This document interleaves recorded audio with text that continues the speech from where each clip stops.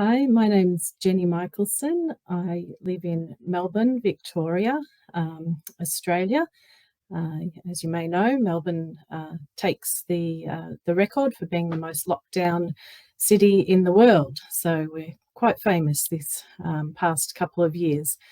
So I'm married to Greg, my husband Greg. We've been married since I'm too old to remember how long, since 1994, however many years that is, 20-something.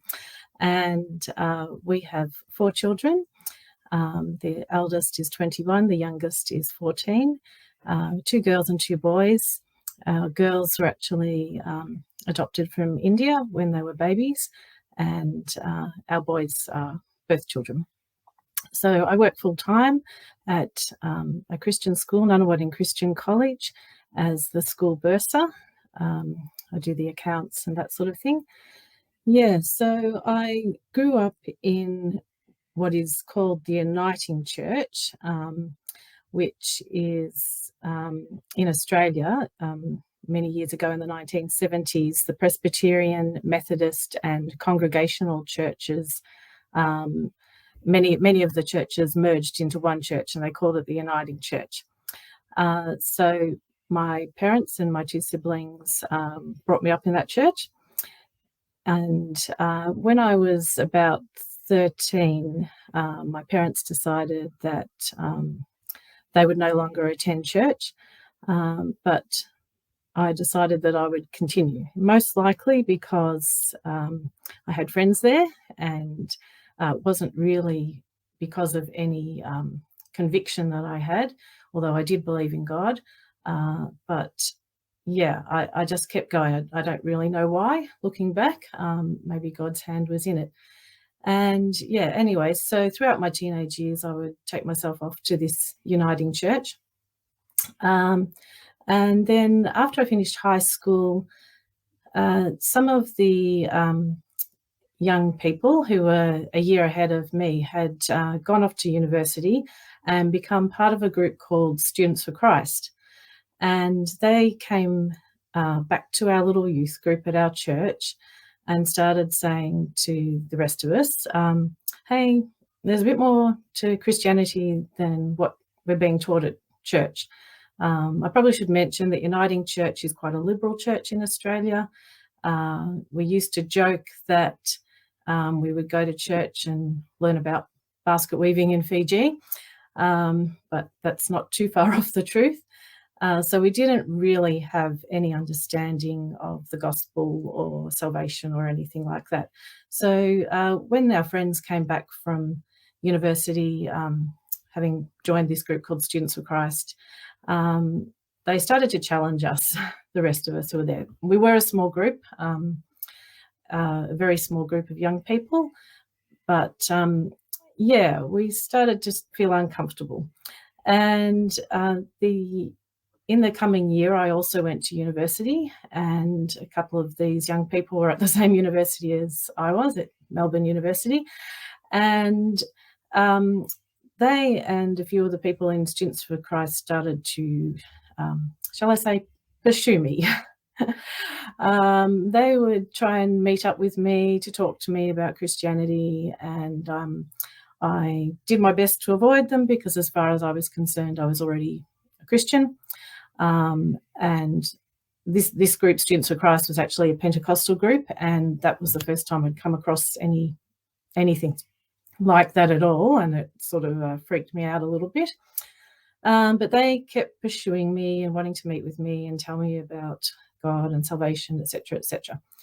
And so eventually I realised that throughout all my youth I had no understanding whatsoever of the gospel and salvation, anything. I really only knew a few bits and pieces.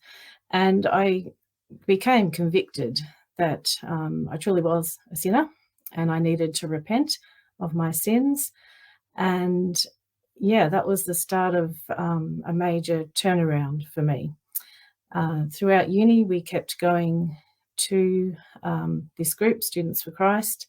I never felt totally comfortable with the whole Pentecostal scene. There was lots of speaking in tongues and, endless singing of the same song over and over and over again, which, was a bit out of my comfort zone. But it certainly did give me the conviction that I wasn't committed to God before, and that I needed to have a radical life change. And it had serious implications for me in a way, because I became convicted that I wanted to be baptized, full immersion, water baptized. And in the Uniting Church, I had been, as we could say, sprinkled as a child, as a baby. So the Uniting Church wasn't willing to baptize me. And when I broached this with the lovely young minister there, I was actually quite shocked that he said that if I wanted to get baptized, it would be like putting a sword through the church, the people who had supported me while I was growing up. So I was quite, shocked at this, and it also made me rethink where I wanted to go to church. So I ended up starting to go to a Pentecostal church. Before that, I found through a friend a Baptist church who was willing, the pastor was willing to baptize me. So I got baptized, and that was, I guess, the beginnings of my journey with Christianity. And things then started to change throughout my 20s. Yeah, so throughout my 20s, I should just mention also at this youth group at the Uniting Church, that's where I met Greg, who was to become my husband. He had turned up at this church out of the blue, not having been brought up in a Christian family. He read a small, I think it was a little prayer book. And through reading this little prayer book, he decided as an 18-year-old, he would take himself off to church. So he just landed in the local church, which was where I happened to have been brought up in. So, throughout then my 20s, my early 20s, I was mostly going to a Pentecostal church. Again, feeling uncomfortable about certain things, but I do give them a lot of credit that they were very committed. I did a Bible course through them. I just learnt so much more about the Bible, which was just a revelation to me, because I'd never read the Bible in my life. Had only heard bits and pieces from the Uniting Church. So Greg, my husband, or he wasn't my husband then, he started to go to what was called the Worldwide Church of God. Some of you may know that, particularly if you're in America, because it came from America, basically, Herbert Armstrong's church. And he was convicted that that was the one true church. Now, I wasn't convicted of that, and so continued to go to the Pentecostal church. But I was concerned that, because the Worldwide Church of God was saying that it was the one true church, I didn't believe that, and I obviously had a vested interest in hoping that Greg would come out of that. So I ended up trying to contact people around the world to see if anybody had been in the Worldwide Church of God and had come out of it, because Greg felt that if he could speak to somebody who'd already been a Worldwide Church of God person and who understood the issues that he was going through, that that would help him to see whether he still believed, whether they were indeed the one true church. And through my letters that went to various places around the world, this is pre-email, of course, so we had to do everything the slow way. I was contacted by a person in Western Australia who said, in Melbourne, there's a guy there who has been in the Worldwide Church of God and has come out. So I contacted this person, and eventually Greg and I went to meet him, and he was able to show Greg a few things from the Bible, which was enough to convince Greg that that wasn't the one true church. And so after that, we became part of this guy's church. It was called the Melbourne Church of God. It was basically just a smallish, more or less independent type of church in Melbourne. And Greg and I then got married in our late 20s and were attending this church.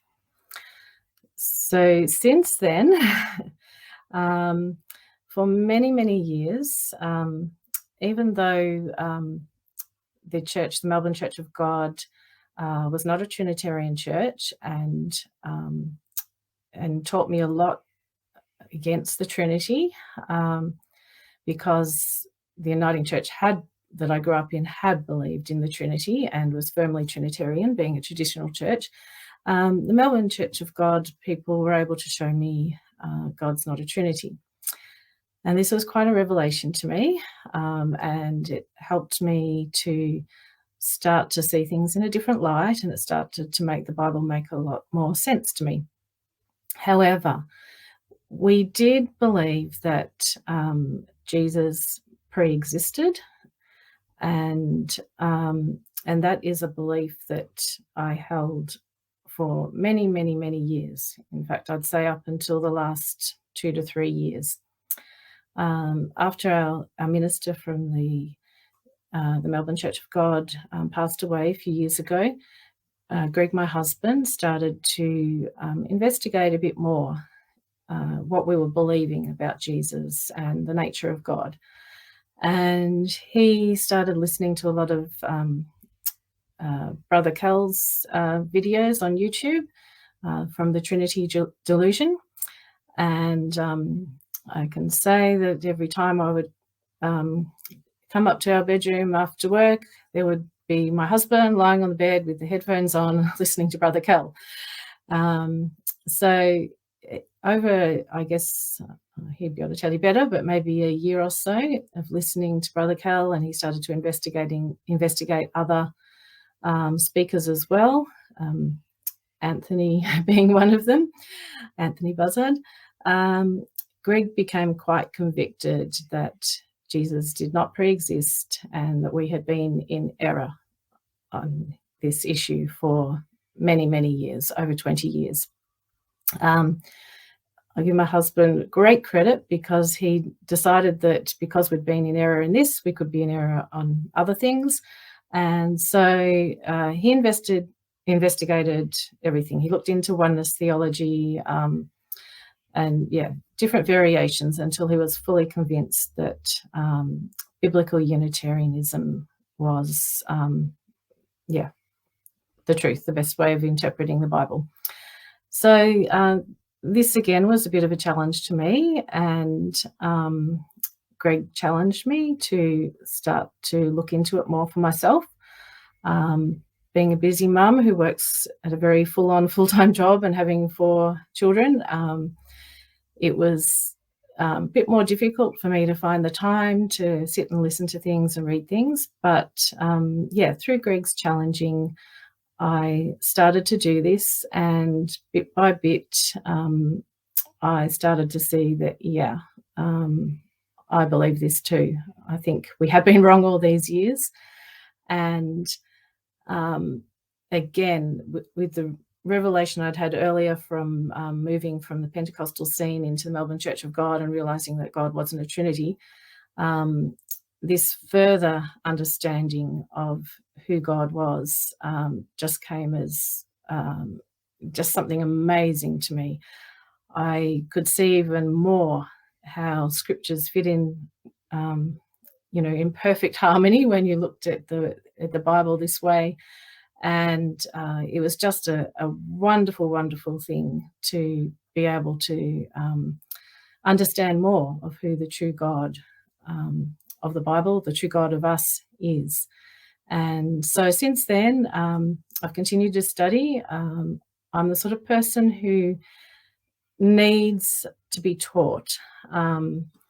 I don't see things necessarily by reading and studying the Bible for myself. I actually need people to lead me and discuss things with me and help me to be able to see things. So over the last couple of years, I've been reading Anthony Buzzard's books. Also, Greg Dybel's book was very useful to me. Various other books, and of course, still listening to Trinity Delusion and other videos like that as well. So I wouldn't say that I could stand up in front of you now and give a full explanation of why I believe all these things. I'm still on that journey of learning and understanding and being able to defend what I believe. But I'm hoping that bit by bit I will get there. I would have to say I would rather my 18-year-old son Joel was speaking to you than me, because at 18 he has also been really studying these things, and amazes me that he can articulate why he believes what he believes much better than his old mother. So maybe one day he might have the opportunity to share his journey with you as well. And for anybody who's listening to this, one piece of advice that Greg, my husband, and I have learnt over the years is that we never have everything right. There's no person, there's no church that has it all together. And when we can realise this and hopefully learn to be humble and learn to be teachable, learn to be willing to change, I believe that's when God can really work in our lives. When we get stuck on the one path and we just are heading in the one direction and nothing anybody says to us will change our mind, I think that's quite dangerous. We need to be open to always learning the truth and being willing to repent and change our minds when we're wrong. So if you've already come to a similar understanding on God as we have, I guess the biblical Unitarian or the position, though I just prefer to call myself a Christian, then look, I'd encourage you to continue. It is a bit of a tough road. It's difficult to find other believers to fellowship with. It is a small group, but the truth is worth it. So I'd encourage you to hang in there and to continue to seek God. If you haven't ever come across this position before, where God the Father is the one true God and Jesus is the Lord Jesus Christ, not a pre-existent God the Son, then I'd encourage you just to challenge yourself. Just think about that. Perhaps I might be wrong. Perhaps my understanding might be wrong. And to investigate further. There are many, many, many resources that we have available to us on the internet now. And even if you don't live near anybody who has a similar belief, it doesn't necessarily matter. You can find what you need by using resources that others have made available. Of course, the biggest resource is the Bible, and that is our source of truth. So we want everything that we believe to line up with what God is teaching us through his word.